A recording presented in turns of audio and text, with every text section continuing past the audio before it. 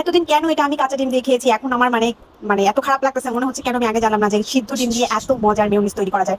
এত বেশি মজা হয় কি বলবো। আর কাঁচা ডিমের মেয়োনিজ খেতে হবে না, এই রেসিপিটা দেখে আপনারা নিজেরাই সিদ্ধ ডিম দিয়ে মজাদার মেয়োনিজ করতে পারবেন। সেজন্য আমি একটা ডিম নিয়ে নিয়েছি সিদ্ধ, নিয়ে নিয়েছি 2 টেবিল চামচ তেল, সয়াবিন তেল নিয়েছি, রসুনের কোয়া নিয়েছি, হচ্ছে লেবুর স্লাইস একটা, গুঁড়া দুধ 1 টেবিল চামচ, চিনি নিয়েছি 1 টেবিল চামচ। তারপর আমি এটাকে ব্লেন্ড করে নিব 1 মিনিটের মতো প্রথমে।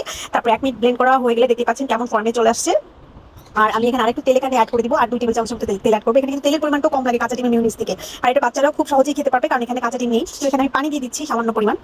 পানি দিয়ে আবার আমি 1 মিনিটের মতো ব্লেন্ড করবো। আমার টোটাল 2 মিনিট লাগছে ব্লেন্ডারে ব্লেন্ড করতে। 2 মিনিটে আমি মেয়োনিজ তৈরি করে ফেলেছি, তাও আবার সিদ্ধ ডিম দিয়ে। 2 মিনিটে সিদ্ধ ডিম দিয়ে এত মজার মেয়োনিজ হয়, অবশ্যই বাসায় একবার ট্রাই করবেন। এটা খেতে কিন্তু অসাধারণ হয়েছে, সত্যি বলছি।